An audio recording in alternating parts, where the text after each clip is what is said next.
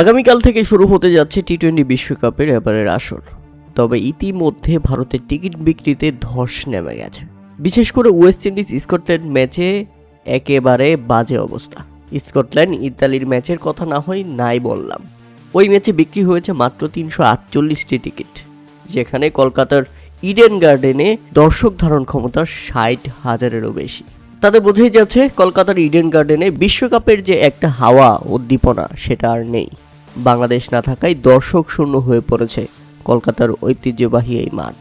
টি-20 বিশ্বকাপে বাংলাদেশের অংশ না নেওয়ায় কলকাতার ইডেন গার্ডেন হারিয়ে ফেলেছে বিশ্বকাপের চিরচেনা দর্শকদের উন্মাদনা। যেখানে বাংলাদেশের 3টি ম্যাচ হওয়ার কথা ছিল, সেখানে শেষ পর্যন্ত সুযোগ পায় স্কটল্যান্ড। তবে বাংলাদেশ ও ভারতের ম্যাচ না থাকায় দর্শকদের বিশ্বকাপ দেখার আগ্রহ কার্যত উধাও হয়ে গেছে। 65,000 দর্শক ধারণ ক্ষমতার কলকাতার ইডেন গার্ডেনে টিকিট বিক্রি চলছে অত্যন্ত ধীরগতি এবং মুমূর্ষু অবস্থাতে। আনন্দবাজার পত্রিকার তথ্য মতে গতকাল বৃহস্পতিবার পর্যন্ত সব মিলিয়ে টিকিট বিক্রি হয়েছে 21,000 টিকিট। হ্যাঁ, এটা শুধু কলকাতায় নয়, পুরো বিশ্বকাপ মিলিয়ে বিক্রি হয়েছে 21,000 টিকিট, যেখানে একদিনে অনুষ্ঠিত হচ্ছে 3টি ম্যাচ। ওয়েস্ট ইন্ডিজ স্কটল্যান্ডের ম্যাচে বিক্রি হয়েছে মাত্র 2,917টি টিকিট।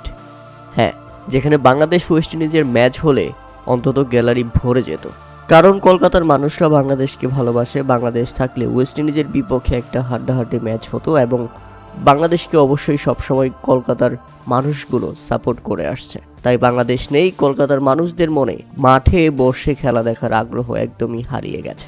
সেখানে ওয়েস্ট ইন্ডিজ স্কটল্যান্ডের ম্যাচে বিক্রি হয়েছে মাত্র 2,917টি টিকিট, যেখানে 65,000 দর্শক ধারণ ক্ষমতার ইডেন গার্ডেন্সে বিক্রি হয় মাত্র 2,917টি টিকিট। আর এতেই আন্দাজ করা যায় স্কটল্যান্ডের জায়গায় বাংলাদেশ থাকলে কত দর্শক মাঠে উপস্থিত হতেন এবং কত টিকিট বিক্রি হতো। আর সবচেয়ে বড় ব্যাপার হচ্ছে স্কটল্যান্ড ইতালির ম্যাচে বিক্রি হয়েছে মাত্র 348টি টিকিট। এটা একেবারেই লজ্জার। এদিকে আবার ইংল্যান্ড স্কটল্যান্ডের ম্যাচে বিক্রি হয়েছে 2,075 জন দর্শক টিকিট। এভাবে টিকিট বিক্রি চললে বিশ্বকাপের স্টেডিয়ামের যে লাইটের পেছনে বিদ্যুৎ বিল খরচ হয় সেই টাকাও তুলতে পারবে না কর্তৃপক্ষ। ভারতে ম্যাচ না থাকায় এবং বাংলাদেশের অনুপস্থিতিতে ইডেন গার্ডেনে বিশ্বকাপ যেন দর্শকের কাছ থেকে আকর্ষণ হারিয়ে ফেলেছে। ক্রিকেটের ঐতিহ্যবাহী এই মাঠে আবার বিশ্বকাপের আমেজ পুরোপুরি নেই বললেই চলে।